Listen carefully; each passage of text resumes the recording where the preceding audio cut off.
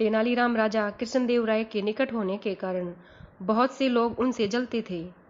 उनमें से एक था रघु नाम का ईर्ष्यालु फल व्यापारी।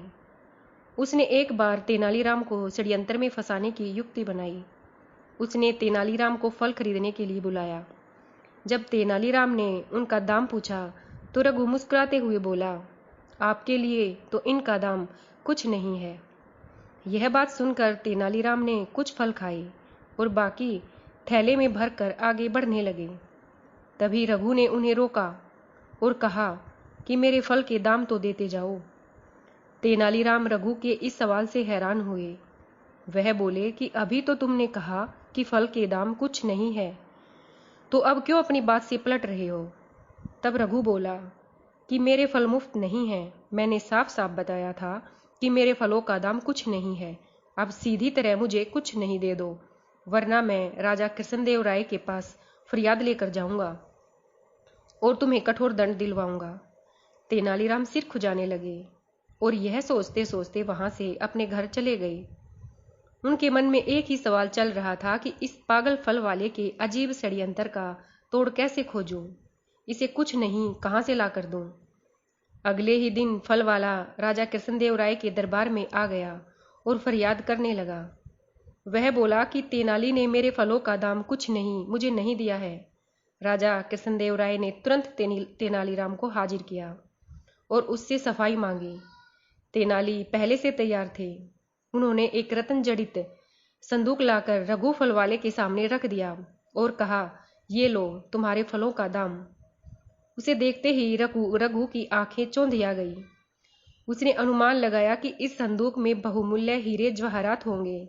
वह रातों रात अमीर बनने के ख्वाब देखने लगा और इन्हीं ख्यालों में खोए खोए उसने संदूक खोला।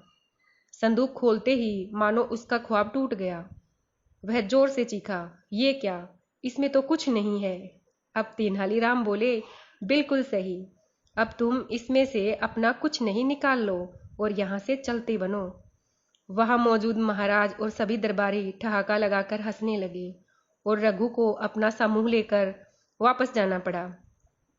एक बार फिर तेनालीराम ने अपनी बुद्धि चातुर्य से महाराज का मन जीत लिया था। इसी तरह उनकी एक और कहानी सुनाती हूँ आपको।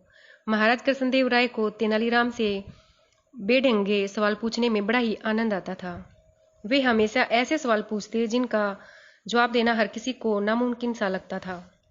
लेकिन तेनालीराम भी हार मानने वाला नहीं था। वो भी महाराज को ऐसा जवाब देता कि उसे कुछ समझ ही नहीं आता कि वो आगे क्या पूछें। एक बार महाराज ने तेनालीराम से पूछा, क्या तुम अपने राज्य के कौओं की संख्या बता सकते हो? तेनालीराम ने कहा, जी महाराज, बिल्कुल बता सकता हूँ। कौओं की बिल्कुल सही संख्या बतानी है, ये नहीं कि अंदाजा लगाकर कुछ भी बता दो। जी महाराज, मैं कौओं की बिल्कुल सही संख्या ही बताऊंगा, आप विश्वास रखें। तेनालीराम ने कहा। महाराज बोले, अगर तुमने गलत जवाब दिया तो तुम्हें मृत्यु दंड दिया जाएगा। तेनालीराम ने साहस के साथ कहा, महाराज, मुझे आपका हुक्म स्वीकार है। तेनालीराम के विरोधी मन ही मन खुश होने लगे। उन्होंने सोचा कि आज तो तेनालीराम बुरी तरह फंस चुका है, भला कौओं की गिनती कैसे की जा सकती है।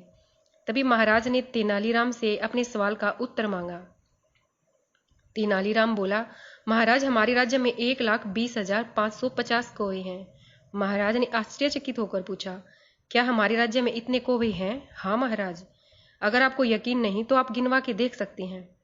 अगर गिनती में कुछ कम ज्यादा हुए तो? महाराज ने कहा, ऐसा हो ही नहीं सकता।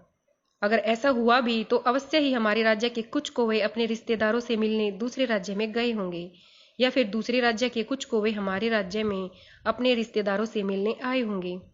इस स्थिति में तो कौवों की संख्या कम ज्यादा हो सकती है, वरना तो नहीं। तेनालीराम का उत्तर सुनकर महाराज निरुत्तर हो गए। तेनालीराम के विरोधी बेचारे हाथ मलते रह गए, क्योंकि तेनालीराम ने उनकी खुशी पर पानी जो फेर दिया था। धन्यवाद।